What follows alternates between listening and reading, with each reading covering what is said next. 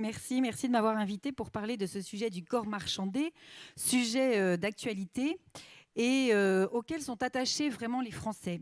En témoigne en juin dernier le rapport de synthèse de la consultation publique qui a été remis par le Comité consultatif national d'éthique au ministre chargé de la Santé, de la Recherche, de la Justice. Et ce rapport laissait apparaître que, quelles que soient les thématiques, émergeait un fort consensus sur les grandes valeurs à la française, dont le principe de non-marchandisation du corps humain. Alors, si par la suite le CCNE s'est montré favorable à l'ouverture de la PMA pour les couples de femmes et les femmes seules, c'est à la condition expresse et incontournable de ne pas ouvrir la marchandisation de l'humain. Donc, ce principe de non-marchandisation semble vraiment fortement ancré dans les esprits et dans notre droit, et les pouvoirs publics paraissent décidés à ne vraiment pas y faire la moindre entorse. Pourtant, les directions prises entre déclaration de principe et situation tolérée, permise ou envisagée, semblent vraiment diamétralement opposées, puisque d'un côté, nous avons le CCNE qui se déclare favorable à la suppression de la condition thérapeutique pour la PMA, en l'ouvrant aux couples de femmes, tout en posant la condition du maintien de la gratuité. Mais de l'autre côté, nous savons que c'est parfaitement illusoire parce qu'il y a déjà une pénurie de gamètes et le Conseil d'État a souligné lui-même en juillet dernier que l'ouverture de la PMA entraînait de facto une rémunération des dons entre guillemets de gamètes. Et d'ailleurs, les pays qui ont élargi la PMA sont obligés de rémunérer ces dons de gamètes. De la même manière, on proclame avec ferveur le respect du corps de la femme et sa non-marchandisation, mais de l'autre, on valide les effets de la gestation pour autrui faite à l'étranger à grand renfort de dollars pour obtenir un enfant issu de ce processus. Alors, est-ce que finalement, il existe un principe de non-marchandisation du corps humain? Est-ce qu'on peut marchander son corps ou celui des autres? Finalement, pour le savoir, il faut d'abord définir les termes. Le corps humain, c'est la partie matérielle d'un être animé, considéré du point de vue de son anatomie, de son aspect extérieur. Donc c'est l'aspect, l'enveloppe charnelle de l'homme ou de la femme, mais aussi ses composants, les organes, les tissus, les cellules. Toutefois, la personne, elle ne se réduit pas à son seul corps, elle est composée aussi de l'esprit ou de l'âme, et c'est l'association des deux personnes qui constitue la personne. C'est pour ça que lorsque la loi protège le corps, elle a pour but en fait de protéger la personne. Et la marchandisation, c'est la tendance à tirer un profit mercantile d'une activité marchande. Alors, ce principe de non-marchandisation, il n'apparaît pas en ces termes exacts dans la loi, mais il n'en existe pas moins. Le Code civil a voulu protéger le corps humain avec 3 principes de protection: le respect, l'inviolabilité et l'extra-patrimonialité. Et ce soir, c'est ce principe d'extra-patrimonialité qui va nous intéresser. Ce principe, il est d'abord fermement établi en droit français, c'est le premier point. Mais on pourrait s'interroger sur sa pertinence à l'heure actuelle du fait d'un principe de réalité auquel il vient parfois se heurter, et puis des entorses qui sont admises tant par la loi que la jurisprudence. Alors quel est ce principe d'extra-patrimonialité ? C'est d'abord un principe de gratuité des opérations qui portent sur le corps humain et qui est posé dans le Code civil à l'article 16.1, qui énonce que le corps humain, ses éléments et ses produits ne peuvent faire l'objet d'un droit patrimonial. C'est renforcé ensuite par d'autres articles qui énoncent que les conventions ayant pour effet de conférer une valeur patrimoniale au corps humain, à ses éléments ou à ses produits, sont nulles et aucune rémunération ne peut être allouée à celui qui se prête à une expérimentation sur sa personne, au prélèvement d'éléments de son corps ou à la collecte des produits de celui-ci. Après le Code civil, nous avons aussi le Code de la santé publique qui énonce les mêmes principes et qui vraiment pose des principes de non-rémunération lorsqu'il y a un don d'organes, la transfusion sanguine, un don de lait. Tout cela ne peut donner lieu à rémunération. Le but, évidemment, c'est de lutter contre toute forme de marchandisation de ce qui se rattache au corps humain. On ne voudrait pas que l'être humain puisse se vendre en pièces détachées comme cela. Et c'est la raison pour laquelle ces règles sont édictées. Et finalement, cette absence de rémunération, ça permet de rendre effectif le principe de dignité de la personne humaine, parce qu'une personne humaine, elle ne peut pas se vendre, elle ne peut pas s'acheter, ce n'est pas une chose ni un objet. Alors, ce principe d'extra-patrimonialité, avec cette non-marchandisation, cette gratuité, eh bien, la loi le prévoit, mais la loi va encore plus loin avec un principe d'indisponibilité. C'est-à-dire qu'on va au-delà de la gratuité pour tout ce qui concerne le corps humain, dès qu'il s'agit d'un acte grave qui mettrait en danger la personne, que ce soit gratuit ou pas, la loi l'interdit. Par exemple, une mère ne peut pas donner son cœur pour sauver son enfant parce que sa vie, du coup, en dépendrait, elle ne pourrait plus vivre. Donc le droit va l'interdire.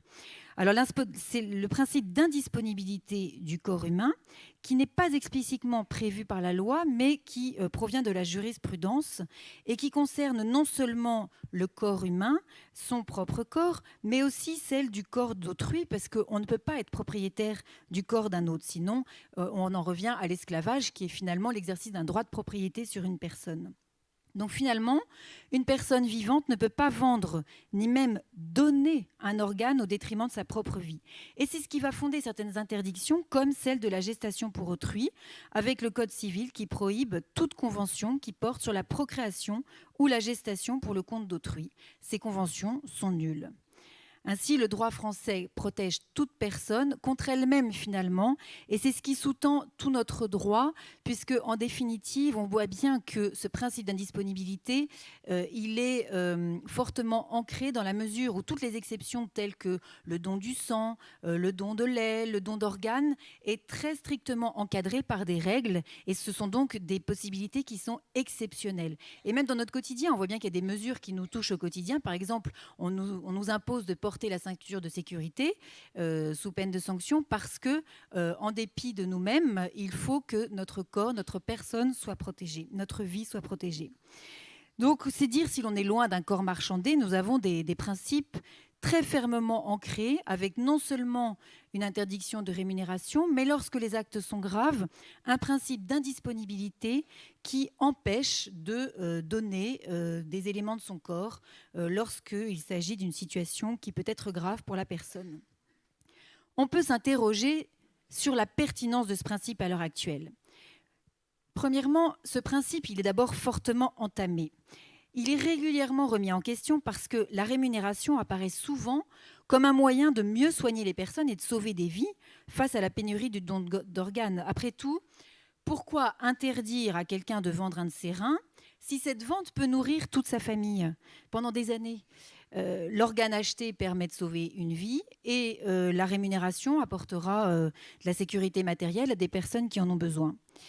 Par ailleurs, on voit bien qu'en matière de procréation, comme je l'évoquais en introduction, le nombre de dons de gamètes, et particulièrement les dons d'ovocytes, est largement insuffisant par rapport à la demande des couples et l'attente peut durer plusieurs années.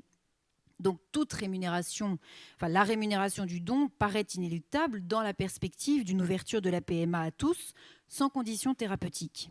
Et finalement, d'ores et déjà en pratique, on voit bien qu'il y a une sorte de troc qui s'est mis en place dans les centres qui collectent les dons de gamètes, et particulièrement les dons d'ovocytes, puisque lorsqu'un couple receveur est en attente, on l'invite à aller recruter une donneuse d'ovocytes.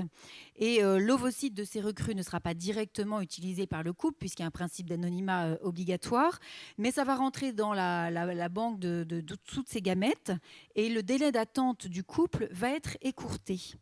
Alors cette pratique, normalement, elle est contraire à la loi, puisque le Code de la santé publique interdit de subordonner le don de gamètes à la désignation par le couple receveur d'une personne acceptant de procéder à un tel don en faveur d'un couple anonyme. Alors, c'est interdit, c'est critiquable parce que ça peut donner en plus lieu à des pressions psychologiques ou à des rémunérations cachées. Et finalement, on est dans une sorte de troc qui fait que le corps est un peu marchandé quelque part déjà. Et puis, est-ce que ce n'est pas hypocrite aussi de laisser des Français aller à l'étranger, rémunérer des gamètes qu'ils vont acheter là-bas et revenir en France sans qu'on ait rien à y redire, ou lorsqu'on va à l'étranger aussi avoir recours à une mère porteuse, on en valide également les effets au retour. Finalement, est-ce qu'on n'est pas déjà dans l'acceptation d'une marchandisation du corps avec le principe de non-patrimonialité qui prend un sacré coup dans l'aile ? Il est vrai en plus que la Cour européenne des droits de l'homme subordonne dans sa jurisprudence le principe de non-rémunération du corps humain, de non-marchandisation du corps humain, à un principe qu'elle a dégagé d'autonomie individuelle. C'est-à-dire qu'il y a respect ou non du corps humain suivant la volonté de la personne concernée. À titre d'exemple, en 2007, les URSSAF ont réclamé une prostituée qui était travailleur indépendant des arriérés de cotisation. Alors elle refuse de les payer en faisant valoir qu'elle n'a pas d'autre choix pour les rembourser que de poursuivre des activités indignes. Et la CEDH lui rétorque qu'elle juge la prostitution incompatible avec les droits de la dignité de la personne humaine, certes, mais dès lors qu'elle est contrainte. Donc si finalement elle n'est pas contrainte et si les produits de la marchandisation de son corps lui reviennent à elle, la Cour européenne des droits de l'homme considère que ce n'est pas indigne. Au nom finalement de l'autonomie personnelle, eh bien, on va dire si une activité est digne ou indigne, conforme au respect du corps ou pas. Donc finalement, on voit que là, le corps, il est traité comme une marchandise et que c'est uniquement une conscience individuelle, une liberté individuelle qui va déterminer s'il y a ou non atteinte à ce corps. Et donc, celui qui voudrait le marchander, au prix qu'il voudra bien fixer, pourrait parfaitement être libre de le faire. Finalement, alors, ce principe existe-t-il encore ? Eh bien oui, il conserve tout de même son actualité et sa pertinence. Ce n'est pas parce que des atteintes sont portées à un principe que le fondement même de ce principe doit être remis en question. Par exemple, il y a beaucoup de vols, ce n'est pas pour cela que nous allons remettre en cause la qualification pénale du vol. Eh bien, en matière de bioéthique, la France est dotée d'un arsenal législatif qui fait sa fierté, qui est vraiment très riche, qui est protecteur de la personne humaine. Et ce n'est pas parce que d'autres pays ont fait d'autres choix avec des lois différentes que ces choix sont meilleurs que ceux de la France. Et au contraire, l'expérience de ces autres pays nous montre que là où la rémunération entre en jeu, eh bien l'exploitation de la personne humaine aussi. Certains pays reviennent d'ailleurs sur des autorisations qui avaient été données auparavant. On voit par exemple que l'Inde a fermé la porte aux étrangers qui avaient recours à la GPA dans son pays. On voit aussi les difficultés des pays qui ont élargi la PMA et qui du coup rémunèrent les dons entre guillemets de gamètes. Par exemple, aux États-Unis, nous avons des donneurs compulsifs qui donnent naissance à des centaines d'enfants tout proches de chez eux, quoi. Donc finalement, on voit bien que la rémunération du corps, ça entraîne une logique de marché, une domination des uns sur les autres. Parce que si la protection du corps humain ne relève que de l'autonomie personnelle, du consentement, eh bien, il va être digne, par exemple, de se prostituer ou de se suicider quand on est au chômage ou qu'on dort sous les ponts, avec de tels principes. Parce que l'argent, on le sait bien, il est sans pitié. Finalement, avec cette autonomie du consentement, cette liberté individuelle qui définirait ou non s'il est bon de mettre à disposition son corps, de le marchander ou pas, finalement, c'est mettre les faibles à disposition des forts, les pauvres au service des riches. Car ceux qui vont revendiquer la liberté à s'abaisser ne la revendiquent pas pour eux-mêmes, mais pour que soit validée la mise à disposition des autres. Finalement, le consentement, ça masque un rapport de force et ça dissimule une entreprise de domination du plus fort sur le plus faible. Alors, si la seule limite à la liberté n'est plus la loi objective, mais uniquement des conventions entre individus, qui seront dignes seulement si ces conventions sont respectées, tout devient possible. La vente d'organes, la vente de cellules, la vente d'embryons congelés, la vente du sang, la gestation pour autrui, etc. On assisterait à une réduction humaine, à une réduction de l'humain à l'économie. L'humain est un objet qui peut se vendre en pièces détachées ou non et qui rentre dans le marché. Alors au surplus, il est faux de prétendre ou de croire que la protection du corps humain, ça se réduit à une dimension individuelle. En réalité, la société, elle est sollicitée pour fournir une prestation. Rémunérer des produits du corps humain, ça implique tous les acteurs des opérations qui vont être sollicités. Quand il s'agit du don d'organes, du don de gamètes ou autre, il va falloir des médecins, des infrastructures. Et puis la société sera sans doute appelée à participer à la rémunération puisqu'il y a déjà des politiques qui demandent de rembourser la PMA pour les couples de femmes et les femmes seules. Et ça impliquera un jour la rémunération du don de gamètes et donc il faudra participer à ce paiement. Par conséquent, on voit bien que toute remise en cause de la non-marchandisation du corps humain, ça conduit inéluctablement à la mise en place du marché de l'humain avec le recul de la protection des personnes.